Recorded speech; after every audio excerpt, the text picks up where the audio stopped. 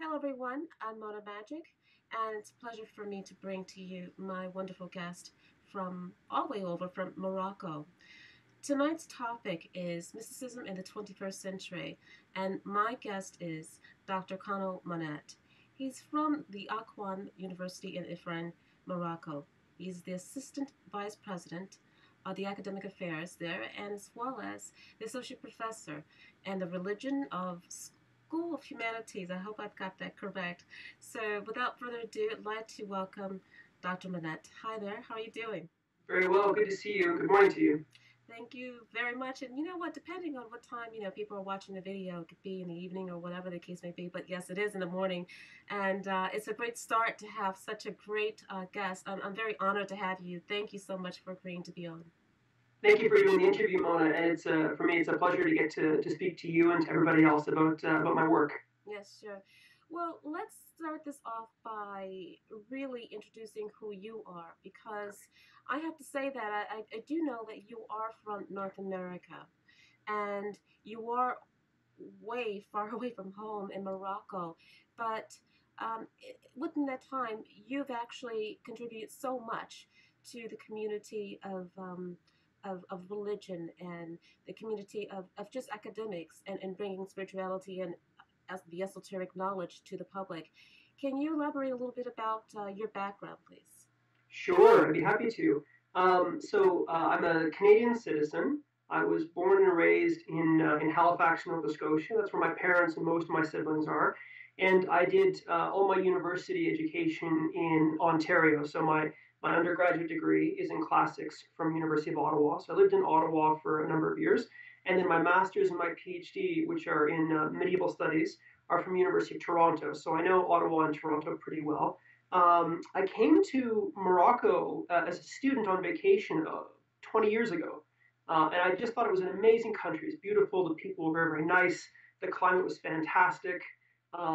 And so when I was finishing my doctorate, Mona, and I was looking to see what jobs were out there, I discovered that there was this amazing university in Morocco. It's a Moroccan university, but it uses the American system.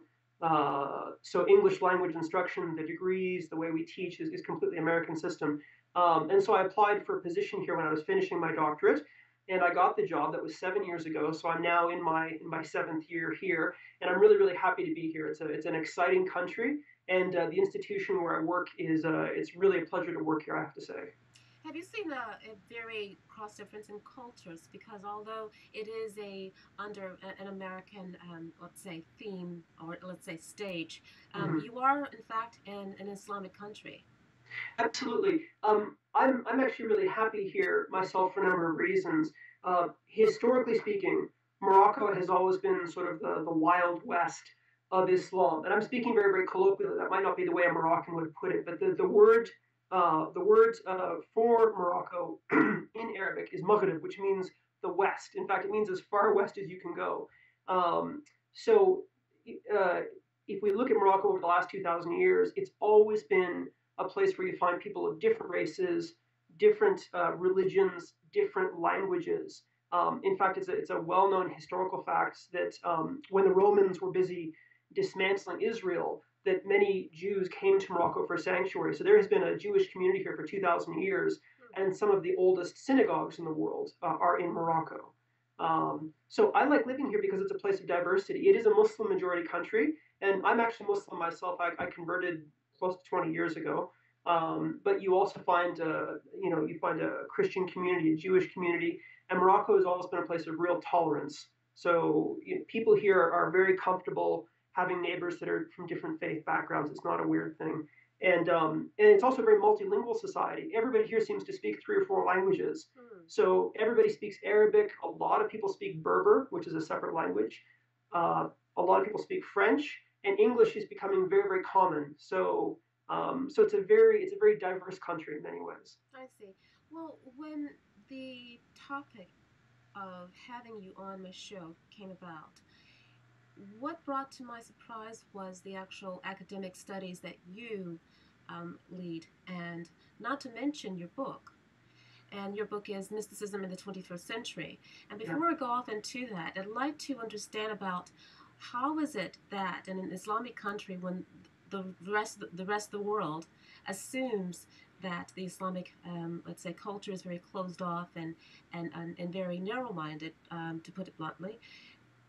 It is a very broad topic, and I would say something that I don't see quite often in universities. There's something within universities that everyone else is not really recognizing, because I have seen an uprise and spirituality of topics, esoteric topics, being available. It's a good question. Um, I think if we look at Islam historically, I don't mean just in the last 30 years. I mean, if you go back over the last 1,000 years, Islam has always had a very strong mystic current within it. So most people today have heard the word Sufi, or they've heard about Sufism. Sufism is a form of mysticism, or a form of spiritual practice, if you want, that has been part of Islam, as far as we can tell, pretty much since the beginning. And even for people who don't consider themselves Sufi, there's a lot of sort of what you and I would think of as very mystical practices that are part of what would be very normal mainstream Islam. So I think because it is a Muslim country, mysticism is almost built in. And if you look at Morocco, you find that Morocco has been home to a number of very strong different mystic communities. So within Morocco, you find several large Sufi tariqas, or Sufi families. You find also some other groups that are, I don't think the right word used is syncretic, but it's the only word I can think of right now. You find groups like the Ganawi and the Hamadcha, which they self-identify as Muslim, but they have practices that are definitely coming from West African religion. And to use a parallel, again, I'm speaking very colloquially here. It's a little bit like you would find some religious movements in Haiti and maybe Central America that are partly Christian, but also have African elements that have blended together to form something new. So you find that type of mysticism in Morocco. So there's the Sufism, and then there's also sort of the more African rooted spirituality. And because you have that in Morocco, when our university was designing its religious studies program, which is a new program, we've only had it for I think 4 years now, it made sense to have at least one entire course on mysticism and Sufism. Now, when we were designing the course, one of the first things that you ask as a professor is what textbooks are available. Yes. So I went on Amazon, I checked with major suppliers, and there's a lot of textbooks that deal with specific spiritual traditions, but there were no textbooks. I mean, literally, I couldn't find any textbooks that dealt with multiple mystic or esoteric groups. So you could find a book on Kabbalah, or you could find a book on Tantra, or a book on Sufism, but a single textbook that covered 5 or 6 different groups, it just didn't exist. And so I spoke with the university administration, and they encouraged me to apply for a grant. So I asked the university to give me money so that I could take time to do research, I could travel, I could meet with people. And after 2 years, I was able to complete this new textbook, Mysticism in the 21st Century, which is sort of an introduction, just a very brief introduction to the very huge field that is mysticism today. I see. That's a mouthful, and I have to ask you, within your research and the grant that you were granted, do you actually feel that 2 years was enough, or do you feel that, as you mentioned, it is an intro? So are you going to continue this thereafter, because you're talking about mysticism really in the 21st century worldwide? It's again, another good question. 2 things come to mind. First of all, as soon as I finished the book, the first thing I started thinking about was how can I do a second edition? Yeah. Because when I designed the book originally, I was teaching a graduate class. I had 11 students, and I gave them an exercise. I said, you guys choose mystic traditions you would like to hear about. So I said to the students, you guys decide what traditions. Use Google, use the internet, use your own knowledge, but you guys tell me, what would you want to be in the textbook? So they gave me a list of 11 different traditions, and they were great traditions, all of them. But I thought 11 chapters is probably going to be a fair bit. So I spoke with colleagues in North America. I said, how can I narrow this down? And they said, aim to cover 9 chapters, and they gave me a list of names. So to make a long story short, the book is 5 chapters because that was probably as much as I could responsibly do in 2 years. But in the course of doing the research, it became clear to me that it would be a much better book if there were 9 chapters or 11 chapters. So I would like to sort of maybe take more time, not right away, but soon, maybe in the next couple of years, to expand the book and include chapters that I couldn't include just for the sake of time. Well, So I have to say that what you've done is extremely rich, rich with information and very much in depth to be just an intro. But with that and going into the various areas and the people that you have actually worked with and have actually helped collaborate all the information that you need, how was that? Was that very difficult? Because I would suspect that you would have to almost let down your veil of I would say your own being very objective, I would have to say, being very open. Was that hard? Can you describe that relationship that you had with each one in order to actually get something objective and put it into a book and then universally reinterpret it to your students academically? one of the things that I considered from the very beginning was that um, I think a fair bit of criticism has been leveled at academics in the past for writing very, very dry studies that maybe cover the facts but miss the truth behind a tradition. Okay. I grew up. I grew up evangelical Christian. My family is part of a tradition that maybe 100 years ago would have self-identified as Plymouth Brethren. And I've read studies about the Plymouth Brethren that are probably factually true in some way, but I don't identify with those studies at all. I don't find my family's practices or our beliefs or anything really that sort of made us what we were in those studies. So I wanted to make sure that I had live consultants, people who were specialists, people who were somehow an authority, who were part of writing each chapter to make sure that I didn't commit that mistake. To say differently, if somebody was going to read about Tantra, I wanted to make sure that if a tantric was reading the chapter, they would recognize themselves inside of that chapter.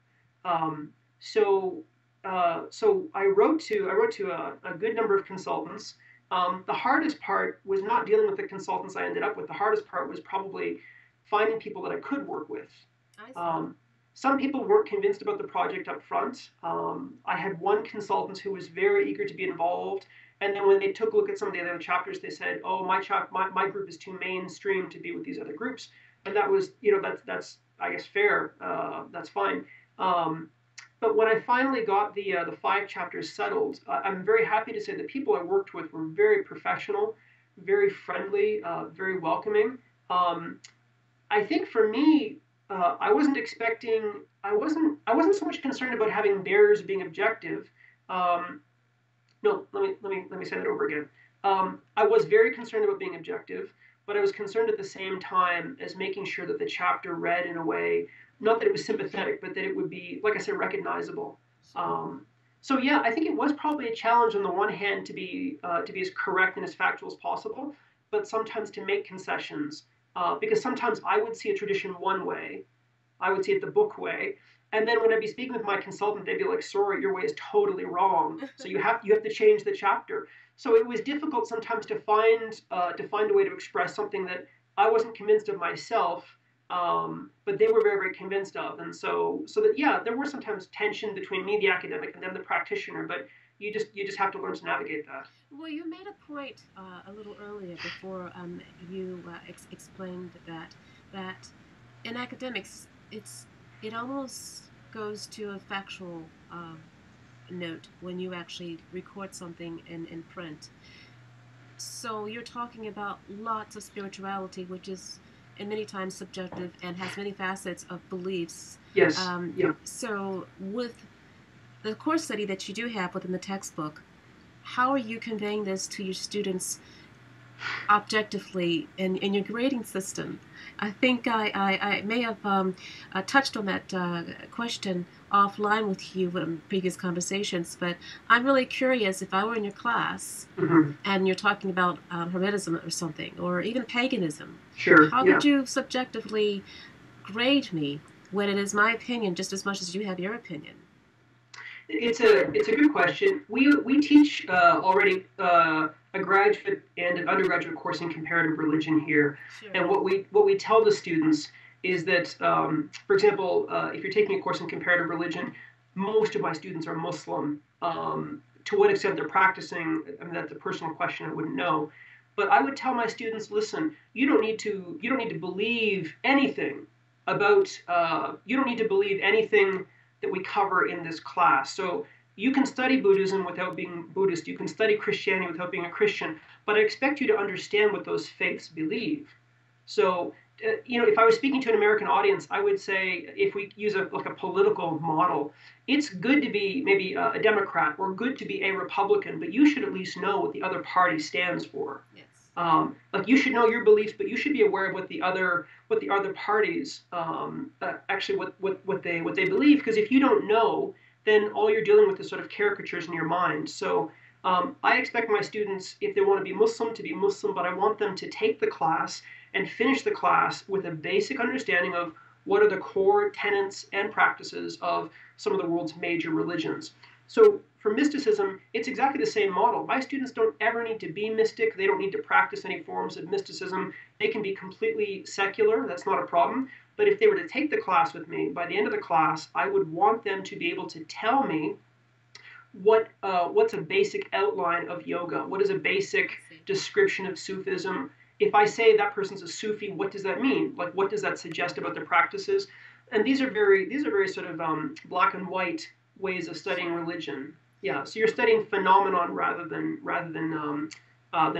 forcing people to experience it. I think that's fabulous because honestly, within the mainstream of life and everyone really getting along, if people just understood and just really were informed about other people's beliefs, their practices, and their paths overall, it would be a lot more easier to get along and understand the quote unquote the method behind the madness, Yes. or Yes. someone just being different. And I guess that's what they call being ignorant, if you will. When Sure. people don't educate themselves. So I mean, I think that's great.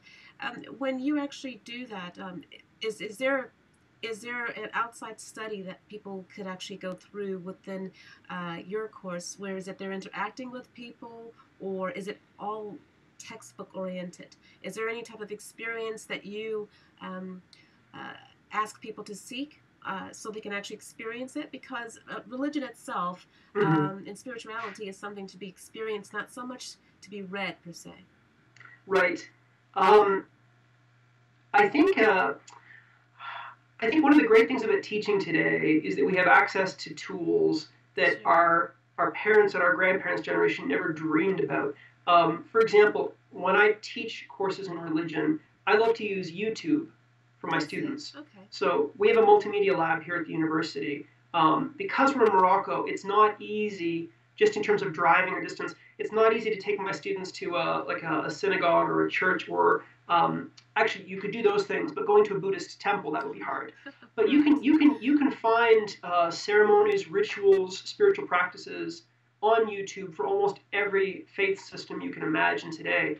And so I definitely, when I teach, I like my students to observe these practices, using virtual media. If we were in a big city, we're in a very, very small mountain town, so there's mosques in the area you could go to, but it's hard to go to other places of worship. So here, what I do is I use YouTube to compensate for that. I agree completely. It's not enough just to be reading about religion and books. To observe is far superior, and to do both is the way that I try to teach. We do have a number of Sufi lodges.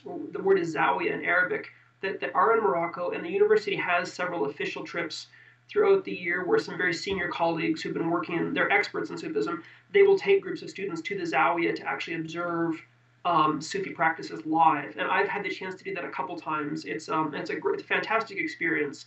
It's harder to do with a large class of 30 or 40, but with a class of 10 or 15, it's very, very doable. So certainly observing is very important.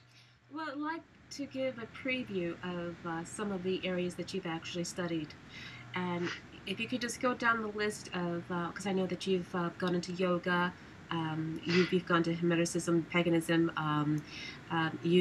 Tantra. If you could just go through some of those and not so much give away everything for your course so people can look at this video and your students will say, I know everything, but just to give the public a little bit around it ground as to, really educating everyone about every path that you've actually covered in this book. Sure. Let me start by saying again, it wasn't me who chose these particular chapters. It really was the students, and I thought it was important to let the students decide for themselves what groups should be in the book. So I'm grateful to them for helping me to make that choice. Mysticism is so huge that there's hundreds, thousands maybe of traditions that could have been included. So the 5 chapters that are in my book, they are just an introduction to the field. I think of the textbook as a sampler, where if somebody reads the book, it's not going to tell them everything about mysticism. It'll give them a taste of at least 5 different traditions. So the first chapter was the Boutchichia Sufi Tariqa. Tariqa means tradition or path. So my chapter 1 is about Sufism, and it's a Sufi group that is here in Morocco. They belong to a larger global Tariqa called the Qadri Tariqa. So like if you're using Wikipedia or Google, if you Google the Qadri, you'll find hundreds of links. They're huge. So the Boutchichia are a Moroccan branch of that larger group. They're very prominent in Morocco. There's probably well over 1 million members, and they are expanding globally. So you would find Boutchichia in America, in England, in France. I mean, they're all over the world today, but the majority of them are here in Morocco. The second chapter is about the international Nath order. They're an example of a tantric group. And they are a fascinating group. They began in India, and the gentleman who founded them, Sri Gurudev Mahendranath, he was actually originally British. He was a friend of Aleister Crowley's, and Crowley advised him to go to India when he was a young man. So he went to India, and he really he settled there. He lived there. He died there. But before he died, he inherited the leadership of 2. I hope I'm getting this right still, 2 tantric traditions, and he didn't want it to remain within India. He wanted it to become a global thing. So he began what's called the International Nath Order. Nath means Lord in Sanskrit. It's a title of Shiva. So they are an international tantric group, and they're very interesting because they're non-dogmatic. They don't force you to believe anything. So they suggest a series of practices. You try these practices out. If they work for you, good. If they don't, you do your own thing. The third group I covered is the international. The third group is the Order of 9 Angles. The Order of 9 Angles is fascinating because I classed them as a Hermetic order because, having studied them, I think that they qualify best as a Hermetic order. Other people have studied them as a satanic organization. I think to be fair, they have satanic elements. Other people consider them a pagan movement, and one could make the case for that. The Order of 9 Angles is a contemporary occult society. They were founded in the 1970s, 1980s in the UK. Their founder is a fellow by the name of Anton Long, which is a pen name for the senior figure within the movement, the founder. They like a Hermetic order, they have a series of grades from 1 to 7 that they hope their practitioners will go through. So you start at the first grade, you hope to reach the 7th over the course of your life.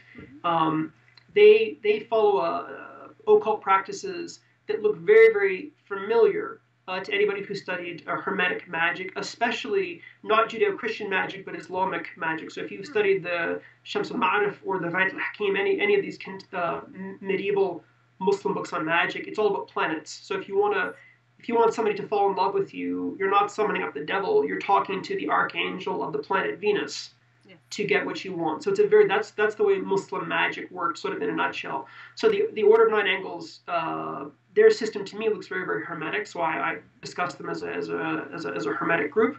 But they're a fairly scary bunch, and they were an interesting group to correspond with, to say the least. The 4th chapter was Primal Craft, and their founder is Mark Allen Smith. I know that you've interviewed Mark before. Primal craft. I mean, just to give a very quick overview, Mark Allen Smith is a very intelligent, very articulate fellow. He has articulated a spiritual system that he claims stems from Atlantis, and he presents it as being the original, authentic human spirituality. He considers it a pagan tradition, and I think most pagans would look at his pantheon and they would find Hecate, they would find Cerberus, they would find the Fates, and there's a lot of elements within the religion that are very similar to anybody who studied paganism or witchcraft. So that was my example of paganism. And the final chapter was yoga. And yoga was just so vast. I didn't feel I could pick one single group, so I picked three groups, and I gave them each sort of shorter sections. But I covered shadow yoga, I covered Bhakti yoga, and I covered Rune yoga. So those are three very, very divergent types of yoga that I was able to include. I'm going to ask you a very personal question. In reference to all that you have been exposed to, I have met people who are very, let's just say, all their life they have followed a certain path. And, then when they are enlightened, when they are educated, their eyes are opened up and they see their own path, their own religion a different way. Do you see Islam a different way since you've actually educated yourself? Has it made you more whole as a Muslim, or has it actually uh, unfairly? This question is a very unfair one. Has it actually changed your thoughts on being Muslim? Um, I've always probably been inclined to mystic spirituality. And when I say that, I mean I think that religion is something that you should feel in your heart. It shouldn't just be sort of dry lip service in whatever holy building you go to. And I'm sure a lot of people would agree. I don't think I'm unique in saying that at all. My wife is actually a Sufi. She is an initiated member of the Naqshbandi Tariqa. They're a huge global Sufi tradition. I never joined any Sufi movements, but I have picked up a number of probably their devotional practices. So these are things that sort of predate the writing of the book. So I think I've always been very open to having discussions with people about their spiritual experiences, and I'm always very interested to hear about how religion changes people, and I've always been very interested to hear different religious practices, especially when they're I guess when they're very moving or very profound. Um, Whether or not writing the book was challenging in terms of my religion, I wouldn't say it was challenging per se in terms of doing the book studies. Probably the hardest part, maybe the most challenging part, is Islam, for example, presents a fairly orthodox worldview. So certain things are permitted, certain things are not permitted, certain things are real, certain things are thought to be not real. When you're talking to people that are practicing mystics of different traditions, some of them have some practices that are pretty extreme, or sometimes they've had uh, experiences that are very like amazing to hear them tell it. Sure. So, for example, when I would speak with some people in the book, they would tell me about, as an example, they would speak to me about summoning a spirit, like a powerful, powerful spirit. And their description of what is physically happening in the room or physically happening in the building when they're doing it, it's pretty. I don't want to say it strains credulity, but they're talking about things that would be considered miraculous for Yes, sure. indeed. Um, Okay. on the one hand, it probably did sort of push my own boundaries to talk to people about practices that I wouldn't do myself. But it was very, very important to me that I have them explain those practices to me. It was important that they explain to me how those practices changed them or made them feel. Because if I was to write a book and I was to misrecord those things, or if I was to write the book and sort of write it from a purely Muslim point of view, I would be doing a disservice to my students, to these collaborators.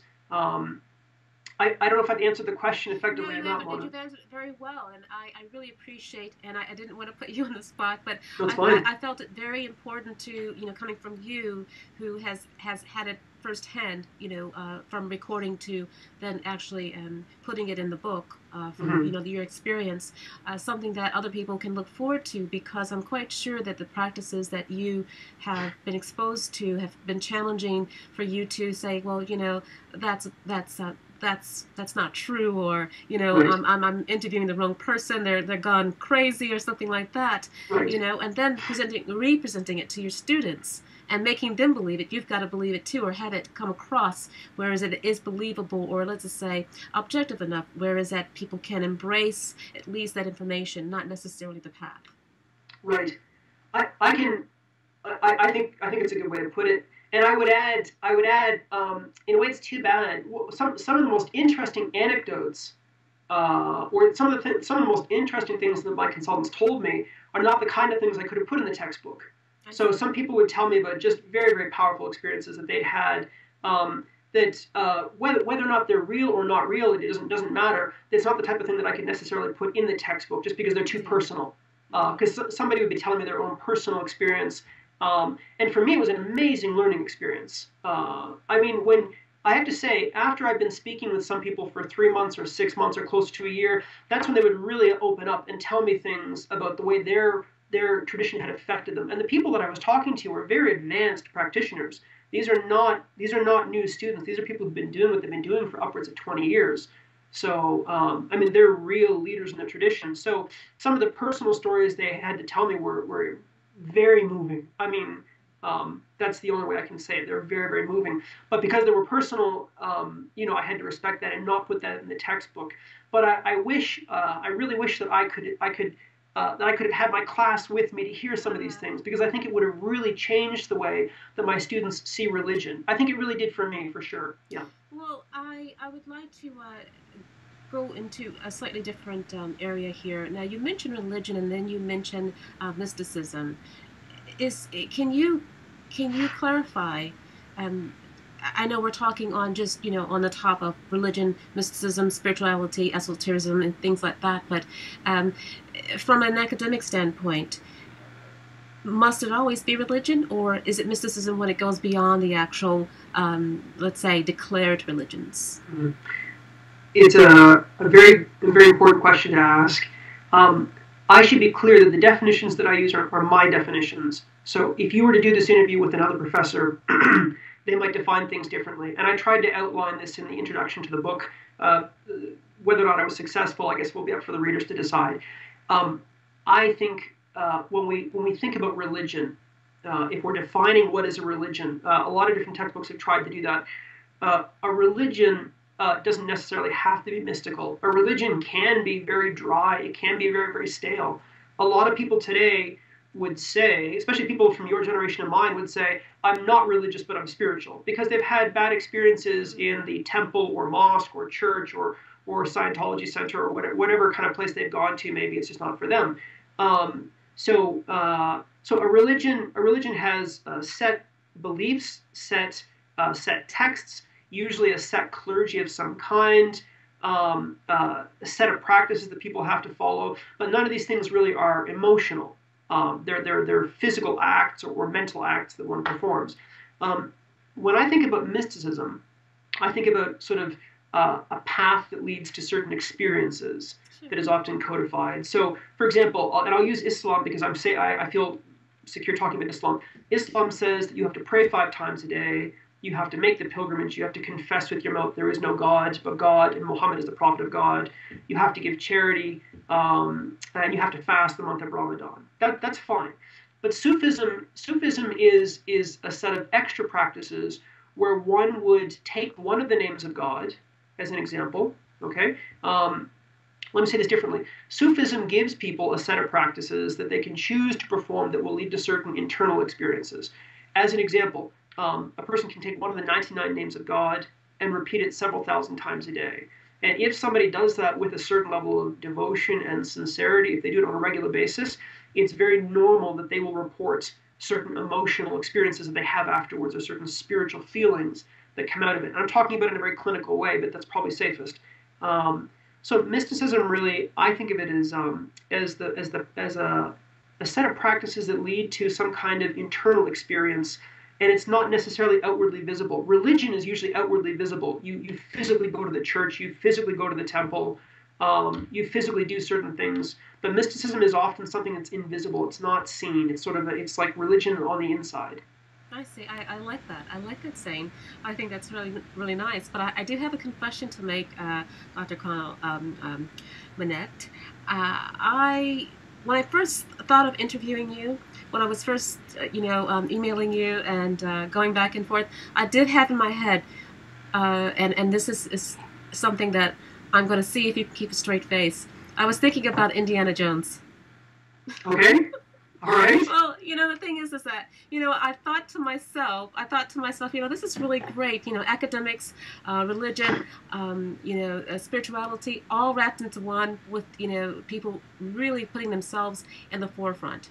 And I thought of adventure. That's what I thought about. So I was just wondering, at the university, is there anything that you can let the public know about how mysticism, religion, spirituality is going to grow because of the funding, because of everyone doing the research to possibly bring a lot more awareness and something really, let's say, spectacular happen. Because universities just don't, waste their time and have courses for nothing. They do it because it makes an impact on humanity. They do it because it educates, it enriches humanity. So can you just let us on any type of secrets or any type of, let's just say, forthcoming things that you see that the universities overall, or even AUI is actually doing to really do something like that? When the university was founded 19 years ago, as of last week, the late King Hassan II of Morocco said very clearly, and he put it in the charter, that this university would be a place of interfaith dialogue and interfaith living together. So he said specifically that this university would be a house for all of the children of Abraham. And he wasn't, when he was saying that, he wasn't excluding the people from outside the Abrahamic traditions. He was making a really strong statement that this was not just a Muslim university. This was a university where people of different faith traditions could come and live together and be together. Most of the students in our religious program are young imams. They are people who have done their Bachelor of Divinity from a state seminary. Some of them have actually been practicing imams for several years. So the people that we're training in religion are already young spiritual leaders. And outside of Morocco, the world is not just Islam. The world is secular. The world is pluralistic. There are millions of people today who are not religious, but they are spiritual. It's a very common thing. And if we take yoga, for example, a lot of people would not think of yoga as a mystic tradition. But if you go back 100 years, there were nobody, if you go back, let's say 150 years, there was no such thing as a non-Hindu practicing yoga. It was unheard of. Like you go back to 1850, the only people doing yoga were Hindus because it was something that came out of Hinduism. And when I use the word Hinduism, I know it's a complex term to use, but again, I'm speaking very colloquially. So students that are studying religion, or students that are going to be religious leaders, they need to be aware that there's many forms of spirituality that are not just the regular textbook Big Five. In fact, that was one thing that somebody told me when I was going to do this book. They said, don't just do the Big Five. Don't just do Christianity, Judaism, Islam, Buddhism, Hinduism. Do something different people have not heard about, because that's what they need. Right. I really appreciate the fact that this university places strong emphasis on interfaith dialogue. I'm very proud of the religious studies program that I've been allowed to be part of. And I hope that my textbook is useful for my students, but I hope it's useful for anybody who wants to understand just how rich the field of religion and spirituality has become today. I see. And the best way to get your book, would you recommend through the university, through Amazon, through the actual publisher?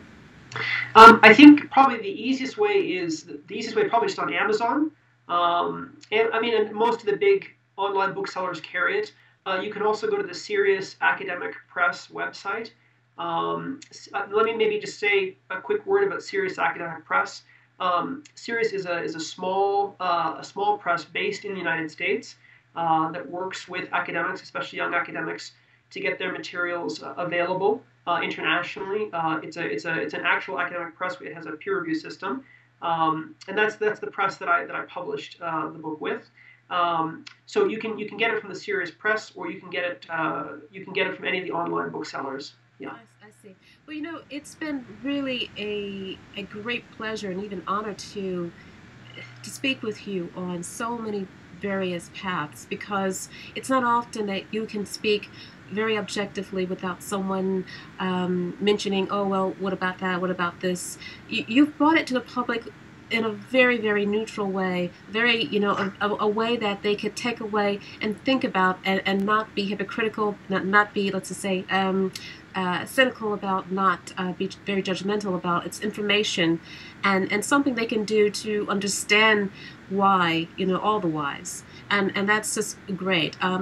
Going forward, because I do remember that you mentioning that you would like to do a second edition, would you be elaborating on these particular paths, or would you be sticking others, or actually going through the same method that you did before and asking your students? Oh, that's a good question. I had assumed, or I had assumed, I guess, that I would probably take the 5 chapters that exist and update them, because traditions, especially contemporary mystic groups, they change very quickly. When in fact, I would have finished the book probably in the summer, like earlier, but 1 or 2 of the groups underwent some structural changes that made a couple pages entirely obsolete. So I was forced to sort of rewrite parts of the book that reflected some of those changes. So if I was to do the book in 5 years, 5 or 10 years, I would take a good look to see how those traditions have changed, if they've changed, and then I would probably definitely want to include a couple additional groups. Initially, I'd hoped to include Kabbalah, like Jewish mysticism, and I'd hoped to include Theravada Buddhism as well.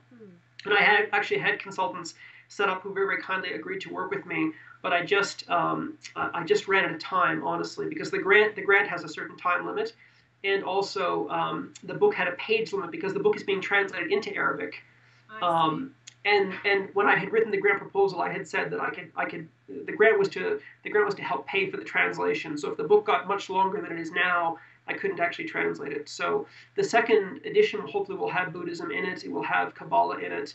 And but you're right. I should ask my students what groups they would like to have in there, because maybe they give me an entirely different list. So, well, so then you'll have to worry about the actual page limits. That's right. Well, I'll ask for a bigger grant next time. Yeah, that's a thought. Well, it's been great having you as a guest, and it's been very enlightening. As I mentioned before, I have been very honored just to be able to discuss these with you, because it's not often that you can discuss it from an academic standpoint. And I would really, I mean, I think everyone would appreciate if it was, you know, more academically spread, whereas that topics like this and subject matters would actually be offered at many universities and even junior colleges, you know, other areas, instead of just the various secular organizations that you have to go to, because academically speaking, it's worth getting the credit for it at least. Sure. And it's, to be fair, I should add that there's a good number of very large universities that have entire degree programs in mysticism. So if somebody reads my textbook and they think this is something that they would enjoy studying, you know, you can do a bachelor, master's, even a doctorate degree in mysticism. It's very, very strong. It's in very, very big universities.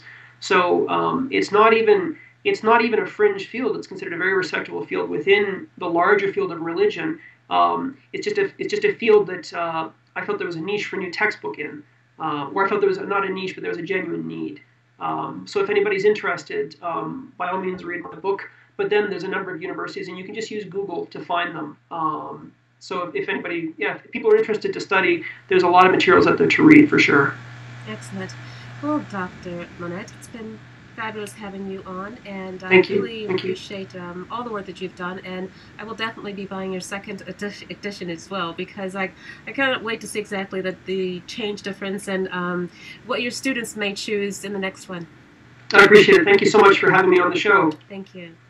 All right, take care. Thank you.